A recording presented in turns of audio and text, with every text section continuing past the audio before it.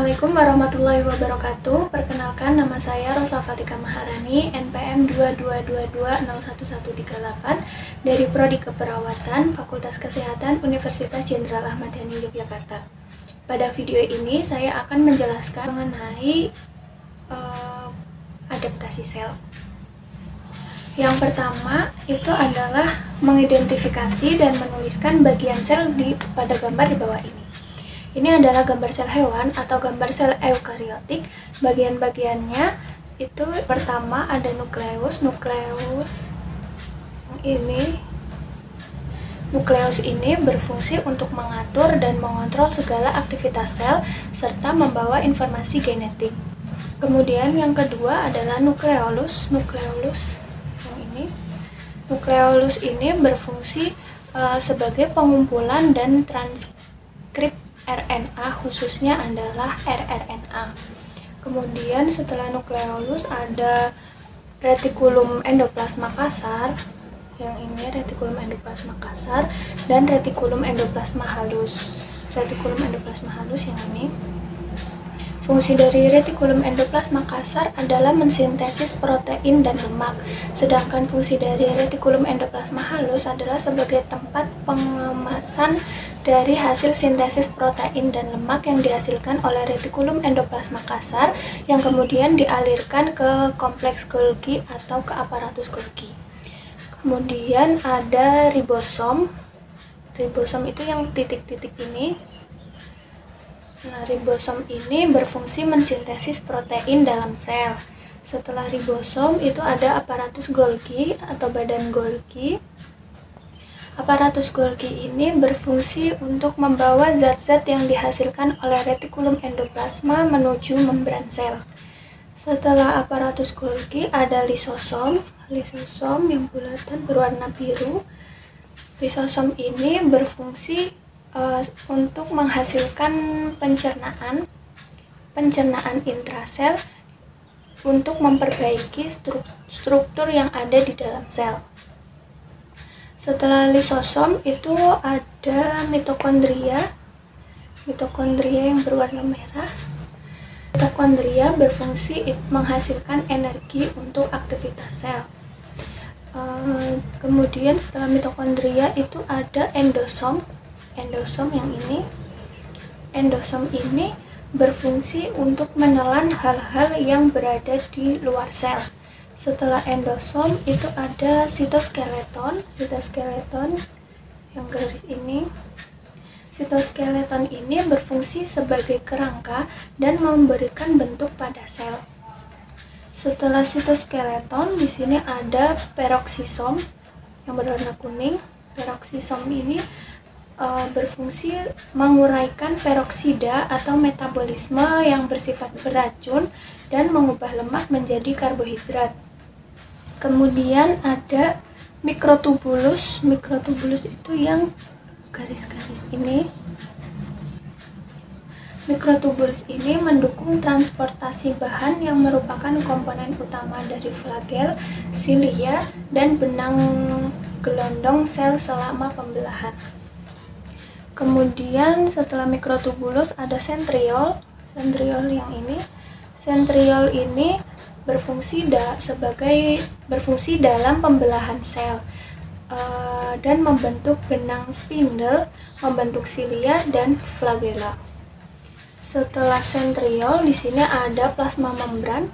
Membran plasma itu fungsinya adalah pengatur keluar masuknya zat dan pelindung sitoplasma, serta membran plasma juga sebagai pelindung sel inti dari lingkungan luar sel.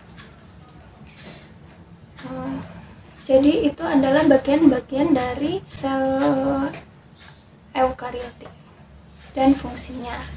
Kemudian yang selanjutnya adalah mengenai adaptasi sel, mengidentifikasi dan menyebutkan proses adaptasi yang terjadi pada sel yang ada di gambar bawah ini. Gambar yang pertama ini adalah sel normal. Bagian sel normal yang pertama ini, yang ditunjuk di sini, bulatan kecil di tengah ini adalah nukleolus. Kemudian kalau yang ditunjuk di bawah ini adalah basement membran. atau ya sama saja seperti membran plasma. Kemudian kalau gambar yang kedua itu adalah atropi. Adaptasi sel yang terjadi adalah atropi.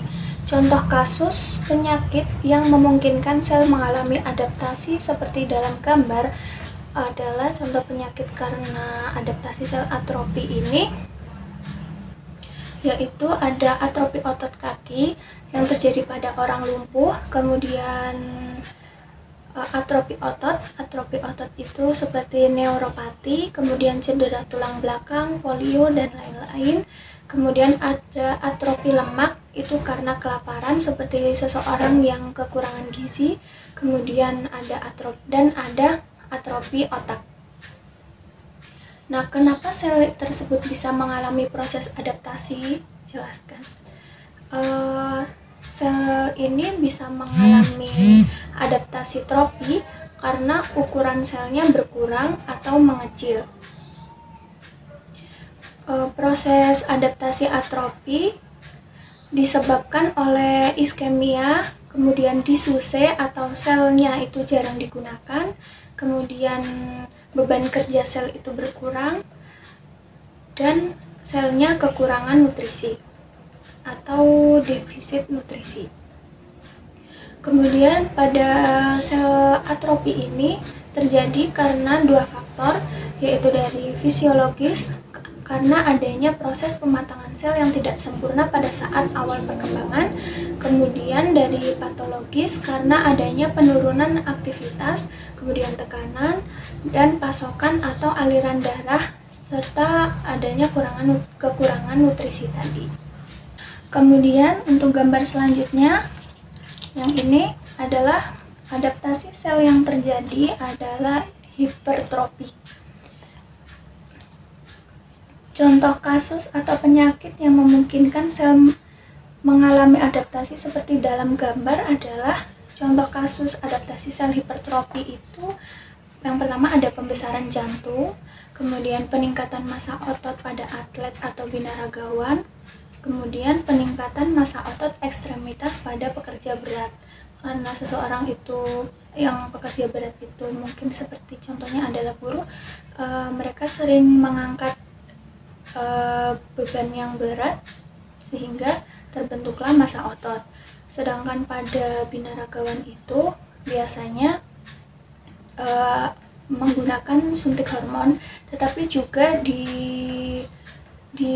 diselingi atau dikolaborasikan dengan olahraga yang tepat sehingga akan terbentuklah massa otot. Kemudian kenapa sel bisa mengalami proses adaptasi tersebut? Suatu sel dapat mengalami proses adaptasi hipertrofi itu ditandai dengan adanya pertumbuhan ukuran sel. Proses adaptasi ini disebabkan oleh peningkatan kebutuhan fungsional organ atau adanya rangsangan hormonal dan terjadi pada sel yang tidak dapat membelah diri seperti sel otot lurik dan jantung. Karena adanya rangsangan hormonal itu seperti yang pada tadi atlet itu ya, ada suntik hormon gitu sehingga membantu peningkatan massa otot. Kemudian untuk gambar yang ketiga, yang ini itu adaptasi sel yang terjadi adalah hiperplasi. Contoh kasus atau penyakit yang memungkinkan sel mengalami adaptasi seperti gambar adalah dari penyakit kelenjar payudara, kemudian penyakit prostat, kemudian hiperplasi endometrium, hiperplasi tiroid, hiperplasi epidermis kulit, dan BPH atau benign prostatic hyperplasia. Kenapa sel itu bisa mengalami proses adaptasi tersebut? Suatu sel dapat mengalami proses adaptasi hiperplasi ditandai dengan adanya pertumbuhan jumlah sel. Jadi itu sama seperti hipertrofi, ditandai dengan adanya pertambahan jumlah sel. Proses adaptasi ini terjadi pada sel yang memiliki kemampuan untuk membelah diri, seperti pada sel otot polos, myometrium, kemudian hati dan ginjal. Hiperplasia ini bersifat fisiologis dan patologis. Sifat fisiologis terbagi menjadi dua, yaitu ada fisiologis hormonal. Fisiologis hormonal itu nanti berpengaruh pada penyakit kelenjar payudara, prostat, dan sel uterus, sedangkan fisiologis terkompensasi itu berpengaruh pada ginjal, di mana jika satu ginjal itu diangkat berakibat pada hiperplasi nefron. Kemudian dari sifat patologis itu lebih merujuk pada kelainan. Nah, adaptasi sel yang terjadi ini adalah adaptasi sel displasia.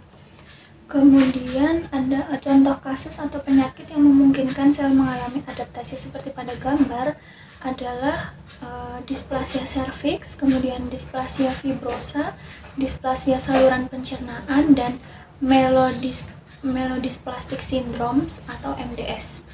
Kenapa sel bisa mengalami proses adaptasi tersebut? Sel yang mengalami proses adaptasi displasi terjadi atau ditandai dengan adanya perubahan pada ukurannya, pada bentuknya, dan pada suasananya.